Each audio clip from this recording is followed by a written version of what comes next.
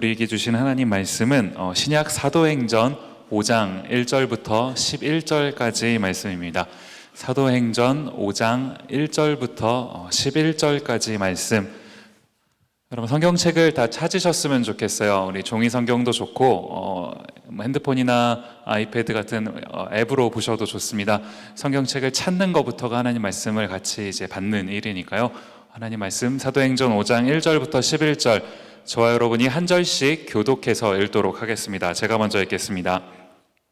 아나니아라는 사람이 그의 아내 삽비라와 더불어 소유를 팔아 그 값에서 얼마를 감춤해 그 아내도 알더라.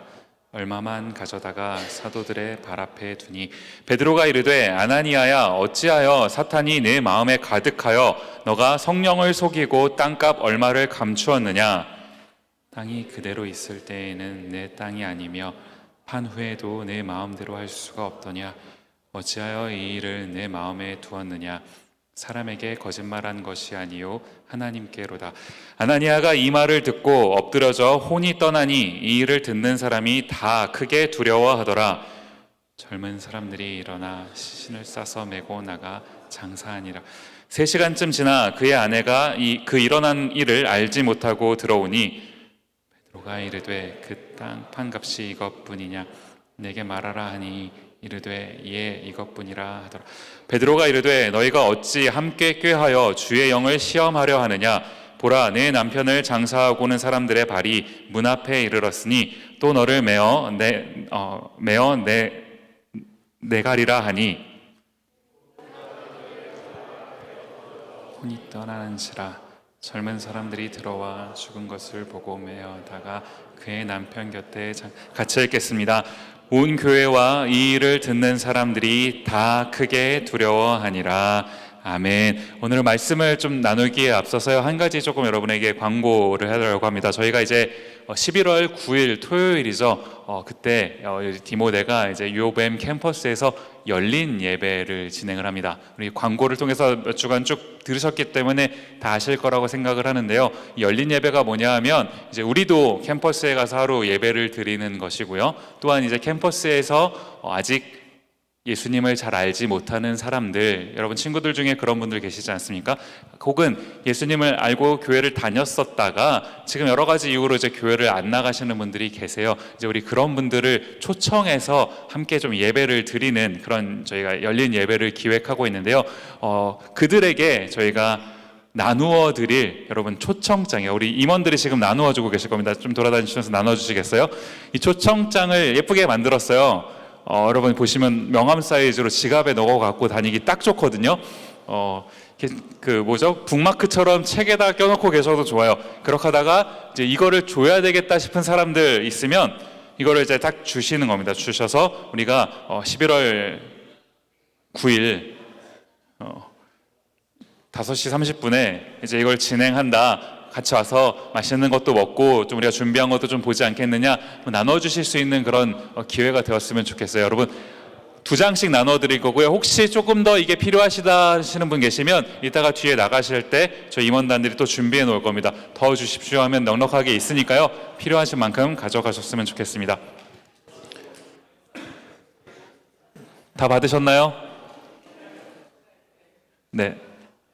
시간 관계상 나머지 분들은 이따 나가시면서 받도록 하겠습니다. 우리 임원들도 자리에 다 앉아주시고요. 자, 디모데 예배 오신 분들 환영하고 축복합니다. 우리 한번 앞뒤 좌우에 계신 분들하고 이렇게 인사했으면 좋겠습니다. 실천하는 크리스찬이 됩시다. 네. 여러분 심리학 실험 중에 밀그램 실험이라는 것을 들어보셨는지 모르겠어요. 우리 심리학과 많이 있으니까 아마 들어보신 분들도 계실 것 같은데, 이제 이 밀그램 실험이요, 다른 말로는 아히히만 실험이라고 부르기도 하는데, 이게 이제 무슨 실험이냐 하니까요, 미국의 이제 사회 심리학자입니다. 그 스탠리 밀그램이라는 사람에 의해서 이제 진행이 된 이제 그런 실험인데요. 제가 이제 내용을 간략하게 좀 소개를 해드릴게요. 이제 이런 겁니다. 실험이니까 이제 참가자를 뽑았죠. 참가자를 뽑아놓고선 이 사람들을 이제 둘로 나눈 겁니다. 한 집단은 이제 선생님 역할을 하는 집단이고요. 다른 한 집단은 이제 학생 역할을 하는 집단이죠. 그래서 이제 선생님과 학생들로 이제 구분이 되게 되는 건데, 이제 뭐냐 하니까 어떤 그 설정을 해놓는 거예요. 어떤 그 단어 시험 같은 거를 이제 보는 이제 이런 설정을 해놓는 겁니다. 선생님이랑 학생이니까요. 이제 여기서 학생 역할을 하는 사람들이 이제 뭐 다 맞출 수는 없겠죠. 중간에 틀리게 됩니다. 틀리면 이제 선생님 역할로 뽑힌 사람들이 뭘 하는가 하니까 좀 충격적인데 전기 충격을 가하게 됩니다.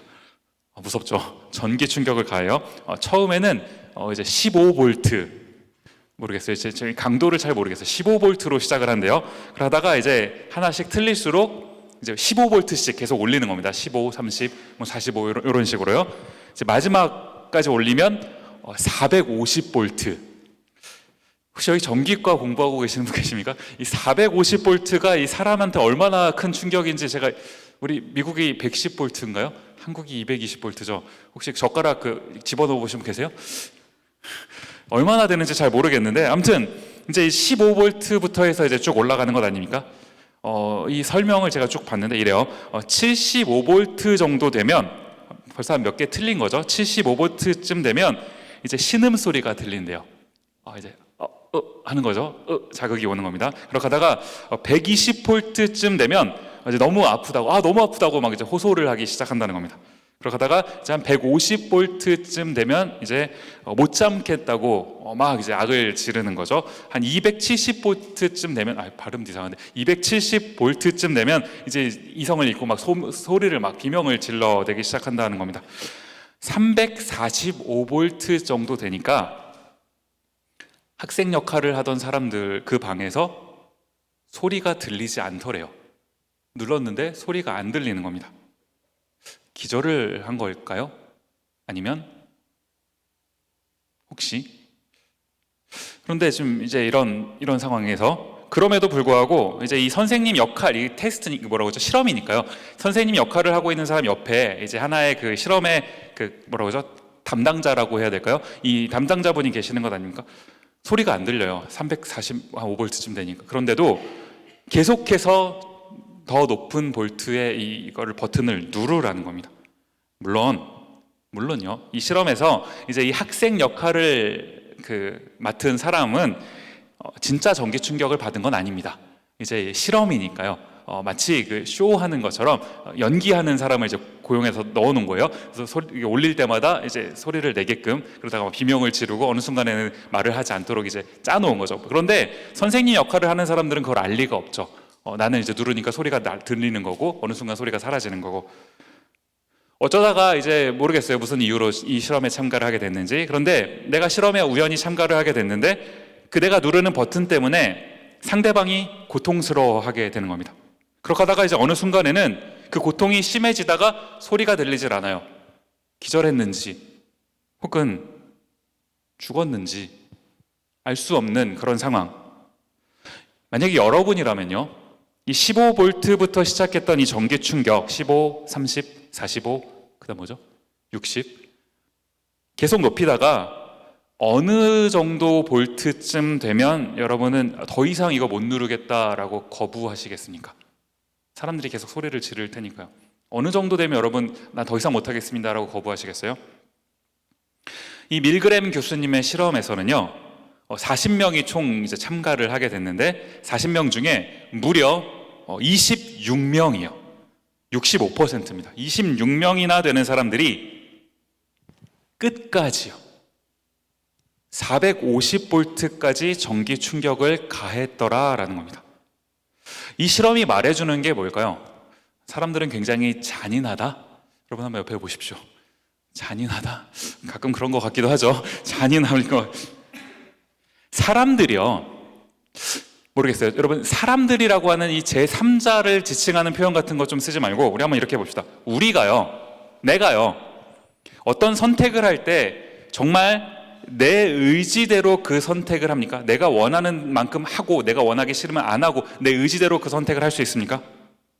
이 선생님 역할을 한 사람들이요, 이 엄청 나쁜 사람들만 뽑아다 놓고 이 실험을 한 게 아니라는 거예요. 그런데 그냥 평범한 그런 사람들이 이와 같은 조금 잔인해 보이는 행동을 할 수 있었던 이유 뭐라는 겁니까? 한 사람이 있었다는 거죠. 그 옆에서 이제 이 실험을 담당하는 그 실험의 책임자요. 그 책임자가 이렇게 얘기를 하죠. 괜찮습니다. 내가 다 책임질 테니, 이거 실험이니까 내가 다 책임질 테니 여러분은 그냥 누르시기만 하면 됩니다. 이 실험은 제가 책임집니다. 이런 상황이 되니까 이 실험의 참가자들 어떤 거예요? 저 사람이 책임을 지는 거구나. 나는 그냥 저 사람이 시키는 대로만 했을 뿐이야. 내가 하고 싶어서 하는 게 아니라 시켰으니까 그냥 하는 거야.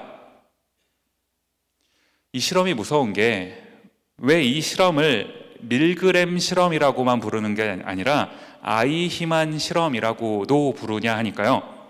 여러분 그 세계사 시간에 한번 다 공부해 보셨죠?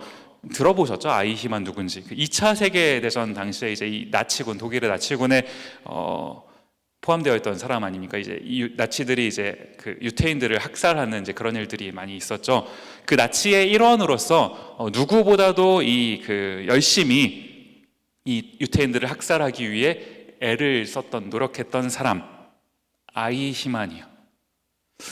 제가 자료를 좀 찾아보니까 일설에 의하면 어떻게 하면 이 유태인들을 효과적으로 학살할 수 있을까를 날마다 연구하다가, 좀 잔인하긴 한데요, 독가스실이 있는 기차를 고안해냈대요. 기차를 타고 가도록 해놓고서는 그 기차에서 독가스가 나와 사람들을 죽이는 이런 것도 만들었다라고 합니다.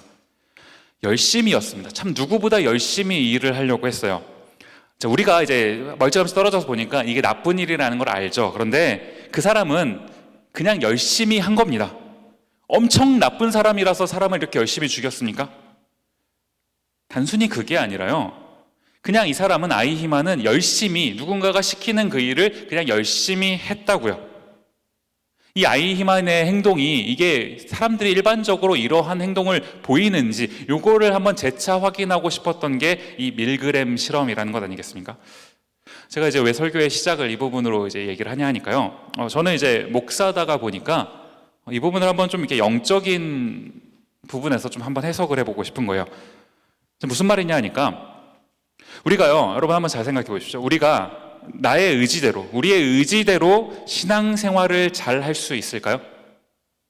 다른 말로, 내가 나의 신앙을 나 스스로 잘 관리할 수 있을까요?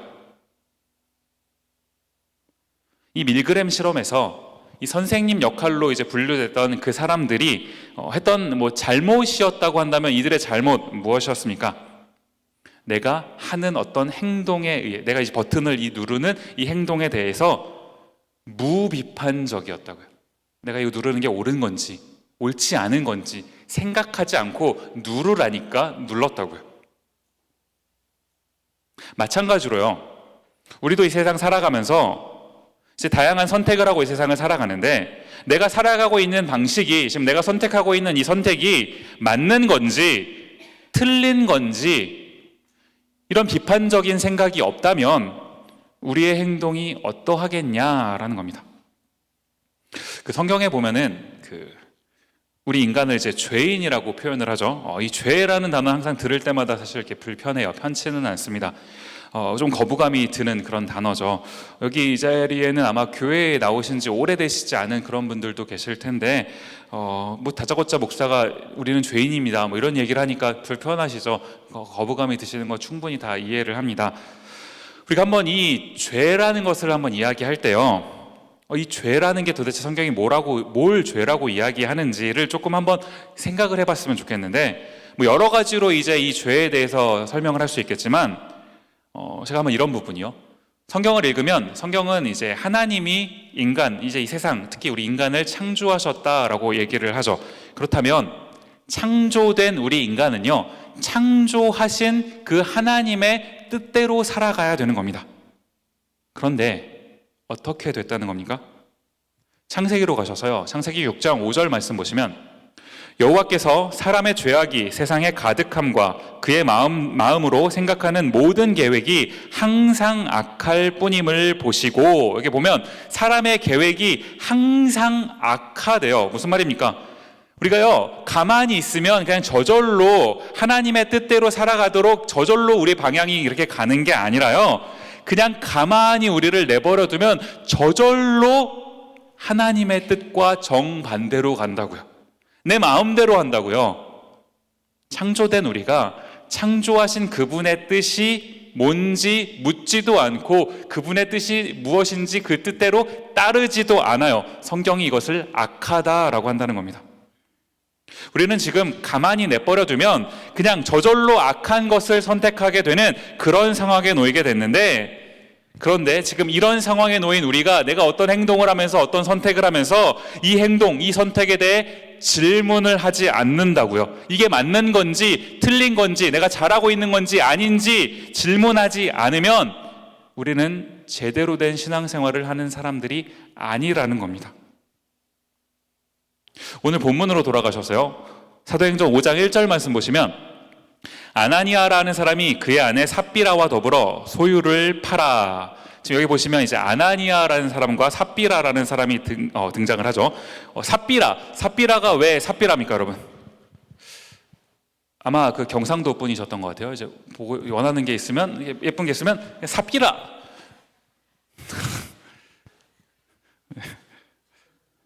이게 웃자고 한 소리고요. 이게 제가 처음부터 막 죄 뭐 이런 얘기하니까 너무 심각한 표정으로 앉아 계시길래 한번 그냥 던져봤어요. 지난 2주간 제가 이제 휴가 갔잖아요. 은혜로우셨죠? 담임 목사님과 우리 마장로님께서 말씀을 전해주셨는데 너무 은혜로운 그 2주간의 시간이 이제 다 갔습니다, 여러분. 그리고 여러분은 이제 저와 다시금 이제 같이 갈 수밖에 없는 그런 처지에 놓이시게 된 거예요. 여러분 저를 보시면서 여러분 좀 위로를 받으셨으면 좋겠어요. 아, 저런 사람도 목사를 하는구나. 이러면서 위로를 받으시면서 여러분도 하나님이 저런 사람도 사용하시는구나 라는 걸 보시면서 여러분도 하나님이 나도 사용하시겠거니 이렇게 생각을 하시면 참 은혜가 무슨 소린지 하는지 모르겠어요. 아무튼요, 아나니아와 삽비라가 오늘 본문에 등장을 합니다. 무슨 일이 있었습니까? 소유를 팔았대요. 소유가 있었다라는 거죠. 그런데 그 소유를 팔아서 어떻게 했다는 겁니까? 이어지는 2절 말씀 보시면요, 그 값에서 얼마를 감춤해 그 아내도 알더라. 얼마만 가져다가 사도들의 발 앞에 두니. 이제 그 소유를 판 값에서 얼마는 감추고 이제 얼마는 쉽게 말하면 헌금을 했다라는 겁니다. 이제 교회에 헌금을 했다. 그랬더니 베드로라고 하는 사람이 이제 그거를 받으면서 무서운 이야기를 하죠. 3절 말씀입니다. 베드로가 이르되 아나니아야, 어찌하여 사탄이 내 마음에 가득하여 너가 성령을 속이고 땅값 얼마를 감추었느냐. 왜 감췄냐라는 것 아닙니까? 여러분, 이 본문에서 조금 오해하시면 안 되는 게요, 이 사람들이 지금 이것을 조금 소유를 팔아서 일정 부분을 따로 떼어 놓은 거, 이게 잘못됐다라는 게 아닙니다. 5장 8절로 가서 보시면요, 베드로가 이르되 그 땅 판값이 이것뿐이냐 내게 말하라 하니 이르되 예 이것뿐이라 하더라. 뭐가 잘못이라고요? 그게 다가 아닌데 다라고 거짓말을 한 거예요. 그래서 이제 어떻게 됐습니까? 이 아나니아와 삽비라 둘이 부부거든요. 부부인데 둘 다 죽게 됩니다. 사실 이 부분만 딱 놓고 보면요, 지금 5장 이 초반부에서 말하고 있는 이게 굉장히 충격적인 그런 내용 아닙니까, 여러분? 도대체 뭘 말하고 싶은 거예요? 이 5장이 헌금을 내는데 헌금을 다 안 내고 조금 이렇게 꼽을 쳐놓고 나머지만 내면 죽을 수도 있는 겁니까? 이제 제가 오늘 설교 마치면 여러분, 우리 디모데도 오늘 예배에도 우리가 헌금 시간이 있는데 여러분 긴장하십시오. 여러분, 꼽을 치시면 죽을 수도 있습니다. 지금 성경이 이거 말하고 싶은 건가요? 정말 그렇습니까? 이게 아니라는 겁니다. 우리가요, 할 수만 있으면 사실 좀 사람들의 그 눈에 안 띄게 헌금을 해도 참 좋을 것 같아요. 제가 이제 그 2주간 휴가를 가졌습니다. 교회에서 배려를 해주셔서 이제 휴가의 시간을 좀 가졌는데, 휴가를 가졌다고 해서 교회를 안 갈 수는 없잖아요. 목사지만 이제 제가 어떻게 하다 보니까 일터가 여기라서 이제 여기에 휴가를 안 가니까 여기가 오기는 좀 뭐하지만 그래도 교회를 가야 되긴 하지 않겠습니까? 나름대로 이제 교회를 가려고 하다가 어디를 갈까 하다가 이제 집 앞에 있는 그 미국 교회를 이제 한번 가봤어요. 궁금하기도 하고 이제 미국 사람들 어떻게 예배 드리나 해서 좀 이제 보고 싶기도 하고 그래서 이제 겸사겸사 갔어요. 많은 걸 느꼈습니다. 느낀 것 중에 하나, 영어 공부를 좀 해야겠구나. 목사님 뭐라고 말씀하시는데 다행히 룻기를 설교하시더라고요. 제가 그때 개세기 때 룻기 했잖아요. 그래서 알았어요. 저게 저 말이구나. 아니었으면 큰일 날 뻔했습니다. 그런가 하면 또 한 가지 제가 조금 이제 느꼈던 게 뭐냐면요, 인상적이었던 거, 헌금 시간이 없더라고요. 예배 중간에 헌금 시간이 없어요. 그래서 궁금한 거 아닙니까? 도대체 이 사람들은 어떻게 헌금을 하나 봤더니요, 제가 이제 유심히 이제 관찰을 해봤더니 이제 교회 복도에 재밌어요. 기빙 이렇게 써 있고 카드로 이제 헌금을 낼 수 있는 무슨 뭐 이렇게 무인 뭐 주문 시스템 하듯이요. 우리 맥도날드 같은 데 가면 왜 오더하고 이렇게 긁잖아요, 스스로. 마치 그런 것처럼 그런 게 기계가 복도에 곳곳에 있어요. 들어가면서 이제 사람들이 적당히 자기 편에 맞게 이제 헌금을 카드로 긁는 거죠. 그렇게 하고 이제 예배당에 들어가는 겁니다. 자, 이 부분 여러분 어떻게 생각하세요? 참 여기에 관해서도 다양한 거 우리가 한번 논의해 볼 수 있겠지만, 제가 한 가지 좀 이런 생각이 들었어요. 참 남의 눈치 안 보고 헌금할 수 있는 거, 이건 참 좋겠구나. 내가 내고 싶은 그 타이밍에 내가 내고 싶은 우리는 사실 여기서 대부분 막 체크도 많이 내시고 이러니까, 한국에서는 왜 사실 이제 돈이라는 게 색깔 보면 다르잖아요. 그래서 저 옛날 한국에 사역할 때는 왜 봉투에 보면 이렇게 구멍이 뚫려 있어요. 왜냐면 헌금 개수하시는 분들이 혹시나 들어있는데 빼먹으실까봐. 왜냐면 다 이렇게 빳빳이 펴서 넣어주시면 좋은데 가끔씩 어떤 분들은 이렇게 접어서 넣으시는 분 계시거든요. 빼먹으면 안 되니까 구멍을 뚫어놨는데 사람들 시험 들어요. 저 돈 색깔 확인하려고 저 뚫어놨다고.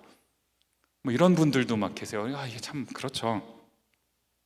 어쨌든 이게 남의 눈치 안 보고 내가 마음껏 할 수 있다라는 거, 이건 참 좋은 부분도 있다라는 생각이 들더라라는 거예요. 자, 오늘 본문이 헌금을 적게 내고 많이 내고 뭐 지금 이런 걸 얘기하는 겁니까? 성경은요, 이렇게 한 부분만 딱 딸랑 잘라서 보면 안 되죠. 전체 문맥이 무엇을 말하는지를 이제 살펴봐야 되는 건데, 지금 우리 함께 살펴보고 있는 이 사도행전 초반부 전체의 내용이 뭡니까? 예수님이 이제 부활하시고 승천하셨어요. 그렇게 하고는 약속하셨던 성령님 임하셨죠. 성령으로 충만해진 사람들, 이제 은혜를 받은 것 아닙니까? 상상할 수 없는 일들이 일어나요. 막 자기 가진 것들을 이제 사람들에게 막 나누어주는. 사도행전 4장 33절 말씀 가서 보시면요, 사도들이 큰 권능으로 주 예수의 부활을 증언하니 무리가 큰 은혜를 받아. 사람들이요, 충격적인 한 가지 사실을 듣게 된 것 아닙니까? 예수라는 사람이요, 지금까지는 그냥 내가 나를 위해서 살았었는데, 나만을 위해서 그냥 열심히 살았는데, 그게 맞는 삶이다라고 생각하고 열심히 살았는데, 그런데 이런 내 삶에 예수라고 하는 어떤 사람이 등장했다라는 겁니다. 이게 뭐지? 내가 그냥 이렇게 나름 열심히 살았는데, 그런데 내가 죽을 수밖에 없는 사람이라고? 죄인이라고? 그런데 이런 나를 살려주시는 어떤 분이 계시다고? 그냥 내 삶이 의미 없이 하루하루 흘러가는 그런 삶이 아니라 이 삶을 의미 있게 만들어주신 어떤 분이 계시다고? 나를 통해, 이 삶을 통해 무언가를 이루고자 하시는 어떤 그런 분이 계시다고? 여러분, 은혜는요, 우리가 은혜 받았다라고 할 때 이 은혜는 어떤 그 순간적인 감정이 아니라고 지난번에 말씀을 드렸죠. 그렇기 때문에 여러분에게 어떤 은혜를 이렇게 줄 수 있는 건요, 제가 아닙니다. 목사지만 제가 여러분에게 은혜를 드릴 수 있는 건 아니에요. 제가 가끔씩 말을 굉장히 조리거나 아니면 감동적으로 잘 이렇게 딜리버리하면 여러분 어떤 제 스피치를 들으시고 마음이 뭉클해지실 수도 있겠죠. 아까 전에 우리 디모데 찬양팀이 찬양을 했어요. 굉장히 멋있죠. 우리 윤손자매 앞에서 딱 마이크 잡고 멋있게 찬양 인도를 하면 얼마나 멋있고 참 감동이 됩니까? 그렇게 하다 보면 가끔씩 그 찬양팀 찬양을 하다가 마음이 막 울컥할 때도 있어요. 그렇다고 해서 윤손 자매가 여러분에게 막 은혜를 주는 겁니까? 그거 아니잖아요. 은혜는요, 어떤 이런 감정 같은 게 아니라, 은혜가 뭐냐면요, 내가 살아가고 있는데 내가 완전히 잘못된 길로 가고 있구나라는 사실을 깨닫고 멈추는 거예요. 그냥 멈추는 거 정도가 아니라 거기서 돌아서서 제대로 된 곳으로 가는 거, 이것을 은혜다라고 하는 겁니다. 지금 33절에서요, 사람들이 큰 은혜를 받았다. 큰 은혜요. 지난번에 말씀을 드렸죠. 이렇게 됐더니 어떻게 됐다고요? 이어지는 34절, 35절 보시면, 그 중에 가난한 사람이 없으니 이는 밭과 집 있는 자는 팔아 그 판 것의 값을 가져다가 사도들의 발 앞에 두매 그들이 각 사람의 필요를 따라 나누어 줌이라. 자, 큰 은혜를 받았더니 가난한 사람이 없어졌대요. 왜요? 자신의 것을 팔아서 가난한 사람들에게 나누어 줬다는 겁니다. 왜 이런 일을 합니까? 지금까지는 나만을 위해, 내가 잘 되는 나의 어떤 유익을 위해 살았다고요. 그런데 이제 은혜를 받고 나니까 내가 아니라 내 옆에 어떤 부족해 보이는 사람, 내가 도와줘야 될 그 사람이 보이기 시작했다고요. 이 부분이요, 우리 지난번 수련회 때 나눴던 것 아닙니까? 지난번에도 제가 도전을 드렸지만 우리 수련회 참가하지 않으신 분들도 이 자리에 계시니까요. 우리 한 번 더요. 우리 한번 좀 이런 꿈을 가졌으면 좋겠어요. 여러분 때문에, 우리 때문에, 우리로 인해서 내 주변에 어떤 도움이 필요한 사람이 그 도움을 얻는 삶이요, 그 도움을 줄 수 있도록 준비되는 삶, 이게 은혜 받은, 큰 은혜를 받은 사람들의 삶이라는 겁니다. 저와 여러분이 이렇게 준비되었으면 좋겠어요. 그러는가 하면 또 한 가지 좀 살펴보고 싶은 거, 4장 36절 37절이요. 구브로에서 난 레위족 사람이 있으니 이름은 요셉이라. 사도들이 일컬어 바나바라. 번역하면 위로의 아들이라 하니 그가 밭이 있음에 밭을 팔아 그 값을 가지고 사도들의 발 앞에 두니라. 지금 여기 보시면 바나바라는 사람이 등장을 합니다. 자, 원래 본명은 요셉이라는 사람이에요. 그런데 사람들이 이 요셉한테 바나바라고 하는 별명을 붙여준 겁니다. 왜 이런 별명을 붙였냐 하니까요, 이 바나바가 무슨 뜻이냐, 번역하면 위로의 아들이라. 참 멋있지 않습니까? 이 요셉이 사람들만, 누군가만 만나면 그들을 막 위로하고 격려하고 따스한 말로 그들을 세워주는 이런 삶을 늘 살아갔다고요. 얼마나 그런 삶을 살았으면 별명을 바나바, 위로의 아들이라 라고 붙여줬다고요. 제가 이것을 이제 가만히 보는데 너무 부럽더라고요, 이 삶이. 그래서 나도 좀 이 바나바와 같은 삶을 살았으면 좋겠다. 그래서 제가 이제 미국에 온 거 아닙니까? 미국에 와서 광식, 이런 이름은 미국 사람들이 알아듣기 되게 힘들어해요. 스펠링 대라 그러면 진짜 한참 그냥 보여줘요, 아이디를. KWANGSIK 뭐라고 what's that? 뭐 이런단 말이에요. 그래서 그냥 보여줘요. 그래서 안 되겠다, 나도 영어 이름이 하나 있으면 좋겠다 싶어서 제가 감동을 받은 이 바나바, 이분의 이름을 따라서 영어 이름을 이제 바나바라고 지으려고 했더니 이 발음도 좀 이상할 것 같고 못 알아들을 것 같은 거예요. 그래서 본명으로 하자. 그래서 조셉이라고 이제 지어본 겁니다. 창세기에 나오는 그 조셉이 아니라 여기 사도행전 나오는 이 조셉인데, 물론 이 영어 이름은 스타벅스에서만 써요. 영어 잘하는 줄 알고 착각할까봐. 광식 이러면 쟤는 영어 못하는 애구나 라고 생각을 하거든요. 그러니까 그냥 스타벅스에서만 씁니다. 어쨌든요, 오늘 이 조셉 바나바, 사람들이 이제 이런 별명을 붙여줄 정도로 참 괜찮은 삶을 살았던 사람입니다. 그 바나바가 이 정도 삶을 살았던 바나바인데, 오늘 바나바가 어떤 결단을 한 겁니까? 밭을 팔아서 그것을 헌금을 했대요. 왜 했을까요? 역시나 주변에 가난한 사람들이 있으니까 그들을 세우고 그들을 살리기 위해서 나의 밭을 팔았을까요? 물론 위로의 아들 바나바였으니 당연히 그런 마음도 있었겠죠. 그런데 이 4장 말미에 굳이 이 바나바 이야기만 누가가 따로 떼어서 또 기록을 한 거 이유가 있지 않았겠습니까? 이 2절 말씀에서 성경이 슬쩍 하나 이렇게 기록하고 넘어간 구절이요. 36절 여러분 보시면 중간에 레위족 사람이라고 되어 있죠. 레위인이라고요. 여러분의 이해를 돕기 위해서 이 성경에서 레위인이라고 하는 사람이 어떤 사람들이냐 하니까 쉽게 말하면 이런 겁니다. 하나님의 일을 위해서 따로 구별된 사람이요. 그래서 이 사람들은 이제 따로, 쉽게 말하면 돈을 따로 벌지를 않습니다. 직업이 따로 있지를 않아요. 다른 사람들이 이제 열심히 일을 해서 돈을 벌어서 이것을 이제 하나님께 드리면 이제 그 중에서 일부분을 이 사람들이 이제 받는 거죠. 사례비로 받아서 삶을 살아가는, 그리고 오직 주님만을 위해서 이제 헌신하며 살아가는 이제 이런 사람들이 이제 레위인이라는 겁니다. 민수기 18장 23절 말씀해 보시면, 그러나 레위인은 회막에서 봉사하며 자기들의 죄를 담당할 것이요 이스라엘 자손 중에는 기업이 없을 것이니 이는 너희 대대의 영원한 율례라. 레위인은 기업이 없다. 무슨 말입니까? 따로 그냥 재산이 없다, 이 말을 말하는 거예요. 그런데 오늘 본문에 이 바나바요, 레위족 사람이었어요. 레위인이었어요. 그런데 재산이 있었다라는 것 아닙니까? 밭이 있었대요. 무슨 말인지 이해가시죠? 바나바는 위로의 아들, 분명히 굉장히 좋은 사람이었습니다. 그런데 이런 좋은 사람도요, 잘못할 수 있어요. 잘못 살 수 있어요. 왜요? 잘 모르면. 이게 뭔지 잘 모르면 그렇게 살 수 있다고요. 그런데 이제 알게 된 것 아닙니까? 은혜를 받았어요. 은혜를 받고 나서 보니까 내가 지금까지는 미처 이거를 잘 생각 못하고 살았었는데, 내가 레위인인데 이렇게 살면 안 되는데 내가 이렇게 살고 있었구나. 하나님의 말씀대로 살아야겠다. 뭐란 겁니까? 결단했다고요. 여러분 오해하시지 마세요. 재산을 팔았다라는 게 중요한 게 아닙니다. 자꾸 우리는 이 돈이 와서 눈에 많이 가죠. 그래서 자꾸 돈을 팔았다, 돈을 뭐 어떻게 냈다, 자꾸 여기에만 신경을 쓰는데 꼭 이 돈이 중요한 게 아니라요, 이 바나바가 했던 행동, 우리가 주목해야 되는 거 뭡니까? 내 삶이 잘못되어 있었다라는 이 부분을 깨닫고 돌이켰다고요. 그걸 은혜 받았다라고 표현한다는 겁니다.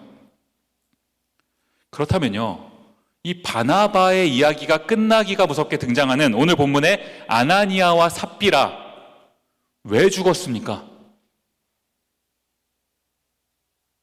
똑같이 밭을 팔아서 냈는데 왜 죽었습니까? 이미테이션이요. 요새 제가 가만히 보니까 나이키 신발 중에서, 아마 여러분 신고 계시는 분들 계실지 모르겠는데, 나이키 신발 중에서 에어맥스라고 하는 신발 아시죠? 옛날 에어맥스가 막 유행을 하더라고요. 그럼 에어맥스 97, 95 이러면서 이제 뒤에 숫자가 붙은 이런 이제 에어맥스가 유행을 하는데, 혹시 신고 계시는 분 계시죠? 네, 계실 거라고 생각을 해요. 제가 이제 이거를 어떻게 아냐면요, 정말로 97년도에요. 저랑 갑자기 너무 아는 척 하지 마세요. 여러분 늙은 거 티나니까. 이게 나도 모르는 척 계십시오. 그래서 저랑 비슷한 세대 분들은 공감하실 텐데, 97년도에 제가 중학교 2학년 때입니다. 한창 사춘기 막 이런 거에 이제 관심이 막 생길 때잖아요. 에어맥스 너무 갖고 싶은 거예요. 이게 얼마나 이게 얄쌍하게 잘 빠졌습니까? 얼마나 너무 갖고 싶은 거예요. 그래서 근데 잘 기억은 안 나는데, 당시에도 이 에어맥스 신발이 비쌌어요. 고가의 신발입니다. 한 10만 원 가까이 했던 거로 기억을 해요. 90년대 후반대. 엄청 비싼 거죠. 제가 어떻게 이걸 사겠습니까? 당연히 못 사죠. 당연히 못 사죠. 그래서 어떻게 하는 겁니까? 당시에는 이대 앞이나 저기 동대문이나 그런 데 가면은 소위 짝퉁, 이제 이런 짝퉁을 파는 것 아니겠습니까? 저는 안타깝게도요, 짝퉁을 살 돈도 없었어요. 그래서 결국에는 이걸 에어맥스를 못 신고 제가 이제 어린 시절을 지나갔는데, 짝퉁이라는 게 있죠. 사람들이 왜 짝퉁을 살까요? 혹시 짝퉁 갖고 계신 분? 짝퉁을 왜 삽니까, 우리가? 효과는 누리고 싶어요. 어떤 좋은 거라는, 명품이라는 효과는 누리고 싶어요. 그런데 그 돈을 지불하고 싶지는 않아요. 너무 비싸니까. 그래서 우리가 선택하는 게 짝퉁 아닙니까? 이미테이션이요. 무서운 게, 우리가 신앙생활 할 때도요, 짝퉁으로 할 수 있겠더라고요. 바나바를 보니까 대단한 결단을 한 것 아닙니까? 그렇게 하고 나니까 원래부터 참 대단한 사람이었는데, 이런 결단까지 하고 나니까 사람들이 바나바 보면서 얼마나 막 박수를 했겠어요. 참 대단한 사람이다, 역시나.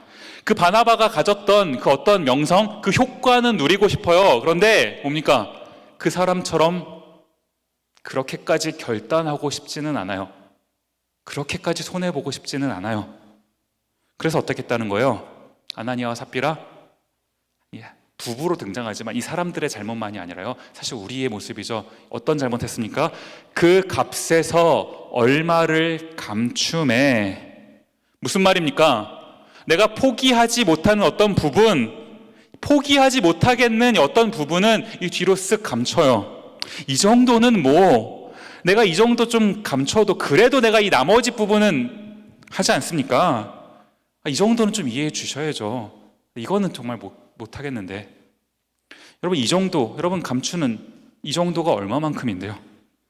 이 정도는 내가 요만큼은 내가 컨트롤할 수 있다. 여러분 정말 그러십니까? 여러분 정말 그만큼 컨트롤할 수 있습니까? 우리가요, 얼마만큼 큰 죄인이냐면요, 나한테 좋은 게 있으면요, 내가 좀 좋다라고 느끼는 게 있으면 계속 하고 싶어요. 더 좋은 걸 하고 싶습니다. 여러분 연애 해보셨죠? 이렇게 아닌 척 하지 마세요. 해보셨죠? 연애. 처음에는요, 썸 탈 때 이 카톡만, 저는 뭐 아내랑 카톡을 주고받은 적이 없어서 저희 때는 이제 네이트온 이런 걸 했었는데, 아무튼 그때만 해도 이것만 주고받아도 설레잖아요. 그 다음에 이제 사귀기로 시작하고 만나서 손이라도 여러분 한번 잡아봐요. 이 여자의 손을 내가 딱 잡는다고 한번 생각을 해보십시오. 심장이 막 다한증 있는 사람인 줄 알았어요. 막 손에 땀이 막 나가지고 뭐 그런 건 아닙니까? 그렇게 하다가 이제 언제 한번 기회가 닿아서 이렇게 오늘가 추운 날 이제 가로등 밑에서 포옹이라도 한번 안 해보셨죠? 네, 여러분은 그 손밖에 안 잡아보셨으니까, 그죠? 우리는 거룩한 디모데는 손밖에 안 그죠? 전 해봤으니까요. 안 해보니까 좋더라고요. 좋은 게 좋은 거, 그죠? 좋고 더 좋은 거 더 하고 싶고 제어가 되던가요? 제어가 되던가요? 내가 나 좋은 거 이만큼은 포기를 못 하겠어요. 그런데 또 그래도 내가 신앙인이니까, 교회 다니는 사람인데, 그래도 일정 부분은 그래도 내가 교회 다니니까 하나님을 위해 살긴 살아야겠죠. 이건 감추고 이건 하고 싶고, 뭐라고요? 이미테이션이라고요. 무서운 하나님의 말씀, 5장 3절 말씀 한번 다시 볼까요? 베드로가 이르되 아나니아야, 어찌하여 사탄이 내 마음에 가득하여 너가 성령을 속이고 땅값 얼마를 감추었느냐? 성령을 속이고. 여러분, 우리가 크리스찬이라면서요, 그죠? 하나님을 믿는다면서요. 그런데 나를 위한 부분은 감춰요. 포기 못하겠어요. 그런데 온전한 크리스찬이라고 말하고 싶기는 해요. 짝퉁이라는 겁니다. 성령을 속이는 일이라고요. 이제 좀 시간이 지났으니까 좀 고백을 좀 할 수 있을 것 같은데, 재작년쯤인가요? 제가 우연히 이제 병원에 가서 어떤 기회에 이제 피 검사를 한 적이 있어요. 그러다가 예상하지 못했는데 그 검사 결과가 별로 안 좋게 나온 겁니다. 갑상선 기능 항진증이라고 하는 이제 이 진단을 받았어요. 뭐냐면요, 저도 처음 들어봤어요. 영어로 하이퍼다이로이디즘, 발음 맞나요? 하이퍼다이로이디즘, 의사 선생님, 간호사분들 맞나요? 발음? 하여튼 요거요. 이게 이제 무슨 말이냐면, 갑상선이라고 여기 목구멍 있는 데 있대요. 갑상선이 이제 기능을 너무 심하게, 항진증이니까 심하게 이제 기능을 한 거예요. 그래서 이제 약을 먹어서 이걸 조금 이제 늦추는 이런 이제 약을 먹었는데, 이 갑상선의 기능을 이제 의도적으로 이제 낮춰주는 이런 약을 먹게 된 겁니다. 먹으라고 하니까 먹어야죠. 또 순종적으로 제가 잘 먹어요. 그래서 이제 먹는데 어느 시점이 딱 지나니까요. 여러분, 혹시 그런 기분 느껴보셨는지 모르겠어요. 제가 숨을 쉬는데 분명히 이렇게 숨을 쉬어요. 숨을 쉬는데 산소가 부족한 것 같은 거예요. 숨을 쉬는데 내가 호흡하는 이 들이키는 공기가 부족한 것 같은 느낌. 그래서 이렇게 하다가 내가 숨 못 쉬고 질식해서 죽을 것 같다라는 생각이 갑자기 공포로 밀려오더라고요. 그래서 제가 집에서 아내랑 아이들이랑 이제 저녁 시간에 많이 특별히 그랬는데, 밥을 먹다가 아내한테 정말 미안한데 나 잠깐 나갔다 오겠다고 밖으로 뛰어나간 적. 그래서 숨을 쉬고 한참 이제 좀 돌아다니다가 그렇게 하고 집에 다시 들어오고, 이런 일들이 종종 있었어요.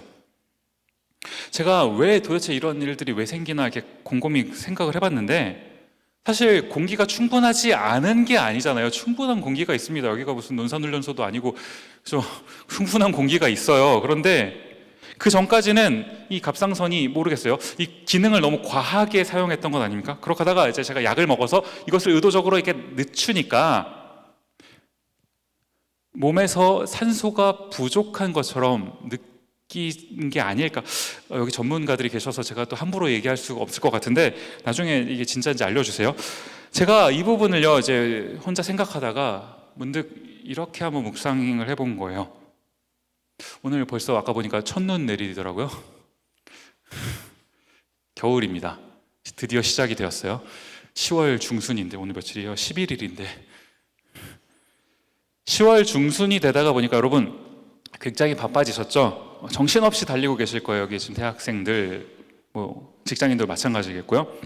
과제가 벌써 막 밀려오고 시험이죠. 미드텀 하고 계실 거고, 대학원 준비도 해야 되고 취업 준비도 해야 되고 또 우리 중에는 이제 결혼을 준비하시는 분들도 계시고요. 우리가 정신없이 달리다가 보니까 너무 달려가다가 보니까 뭐라는 거예요? 잠시 멈추는 일이 공포로 다가올 수 있겠더라고요. 늘 달리기만 했으니까 늘 열심히 살아야 된다라는 어떤 이 강박 속에 살았으니까요. 우리가요, 멈추면 죽습니까? 멈추면 죽는 게 아니라요, 잘못 달려가면 죽는 겁니다. 여러분 이 사실 기억하십시오. 멈추면 죽는 게 아니라 잘못 달려가면 죽는다고요. 우리는요, 지금 내가 잘 달려가고 있는지 아닌지 이걸 확인하는 게 필요해요. 안 그러면 열심히 달려가고 있는지는 모르지만 이미테이션이요, 짝퉁으로 달려간다고요. 짝퉁으로 살게 된다고요. 뭐가 신앙생활인지, 뭐가 옳게 살아가는 건지 모른 채 그냥 무작정 열심히 달려가기만 하게 된다고요. 오늘 결론을 맺으면서요, 하나님이 이 아나니아와 삽비라를 왜 죽이기까지 하셨습니까? 사실 어떻게 보면 굳이 죽이실 필요까지 있으셨나라는 생각이 드는 거 사실 아닙니까? 그 순간만 놓고 본다면 좀 과하다라는 생각이 들기도 해요. 그런데 전체를 놓고 보면요, 오늘 사도행전 5장은 초대교회의 모습, 그 중에서도 가장 초창기의 모습입니다. 5장이니까. 이때 이 초창기에 진짜가 뭔지를 깨닫지 못하면요, 마치 이 틈이 벌어지는 것 같아요. 처음에는 틈이 벌어진지 잘 모르죠. 조금밖에 티가 안 나니까.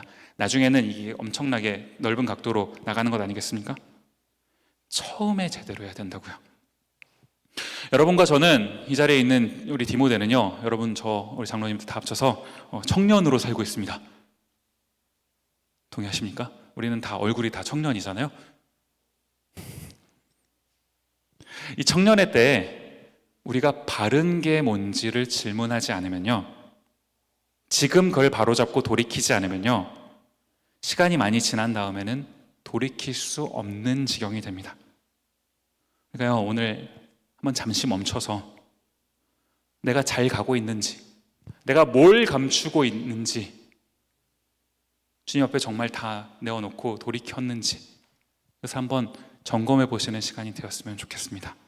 한번 이 찬양 같이 불렀으면 좋겠는데요, 내 모습 이대로라는 찬양인데, 한번 우리 찬양의 가사를 기억하시면서 이 찬양 부를 때 하나님께서 여러분에게 주시는 마음이 무엇인지 한번 생각해 봤으면 좋겠어요. 우리 마음을 담아 한번 찬양하도록 하겠습니다.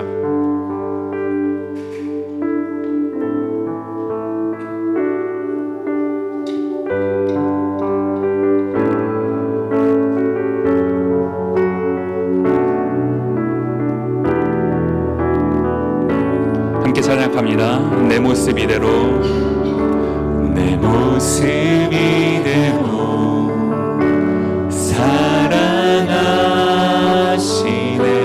연약함 그대로 사랑하 나의 모든 발걸음, 나의 모든 발걸음 주가 하시네. 날 인도하소서, 날 인도하소서. 내 모습 이대로, 내 모습 이대로 사랑하시네. 사랑하 연약함 그대로, 연약함 그대로 사랑하시네. 나의 모든 발걸음 주가 하시나니. 날 인도하소서, 날 인도하소서. 주의 날개 아래, 주의 날개 아래 거하는 것, 주의 임재 안에 거하는 것, 주의 임재 안에 거하는 것.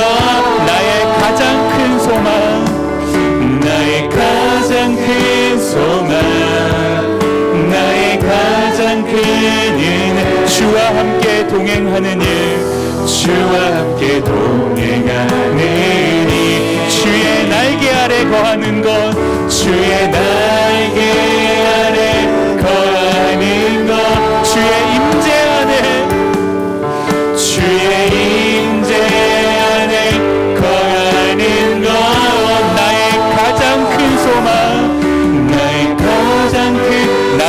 가장 큰 은혜, 나의 가장 큰 주와 함께 동행하는 일, 주와 함께 동행하는 일. 반주를 들으시면서요, 한번 눈을 감아 보시겠습니까? 오늘 제가 설교를 통해 두 사람을 소개를 해드렸어요. 바나바와 같은 사람, 또 뭡니까? 아나니아와 삽비라와 같은 사람. 하나님이 말씀하셨는데, 하나님의 말씀을 들었는데 두 가지로 나뉘어요. 누구는 그걸 듣고 그 삶이 잘못되었다라는 것을 깨닫고 완전히 돌이키는 삶을 살아갑니다. 누구는 그렇지 못해요. 자꾸 얼마만큼을 감춥니다. 그거는 포기 못하겠어요. 그러나 그 효과는 똑같이 누리고 싶어요. 그래서 이 이미테이션 크리스찬으로 살아간다고요. 우리가 어떤 모습으로 살아가고 있습니까? 여러분 어떤 모습이십니까? 설교를 준비하는데 저 스스로도 참 두렵더라고요. 나는 어떤 모습일까? 내가 과연 바나바와 같은 삶을 산다라고 얘기할 수 있을까? 지금 우리 함께 하나님께 기도했을 때는요, 우리 방금 불렀던 찬양의 모습 가사처럼요, 우리가 이 갈등하고 있는 이 연약한 모습, 그 모습조차도 하나님께서 보고 계세요. 우리를 도와주고 계십니다. 우리는 내 모습 이대로, 이 모습 그대로 주님 앞에 그냥 나아가는 겁니다. 이 모습 그대로 나아가서 우리가 하나님께 구해야 될 딱 한 가지요. 하나님, 저는 연약해서 잘 못합니다. 자꾸 이 아나니아와 삽비라처럼 일정 부분을 감추어 놓고 이게 마치 하나님께 다 드린 것 마냥 이렇게 흉내만 내는 삶을 살고 있습니다. 그러나 하나님, 내가 이 모습 이대로지만 하나님께 나아가오니, 하나님 나에게 한 가지 소원이 있습니다. 하나님, 이 모습 이대로 하나님께 나아가오니 나를 받아주시옵고 내가 주님과 동행하는 삶 살게 없어서. 너무 바빠서 너무 정신없이 살다가 주님을 놓치고 살았었는데 이제 잠시 멈추고 하나님께 다시 한번 나의 시선을 고정합니다. 하나님, 내가 하나님께 돌아갈 수 있게 없어서. 하나님, 나가 하나님과 동행할 수 있게 없어서. 나와 늘 함께하여 주시옵소서. 우리 한번 이 부분을 놓고 하나님께 간절히 기도하는 시간 가졌으면 좋겠습니다. 함께 기도하시겠습니다. 고마우신 아버지 하나님, 이 시간 주님 앞에 나와 예배드릴 주님의 자녀들 기억하여 주시옵소서.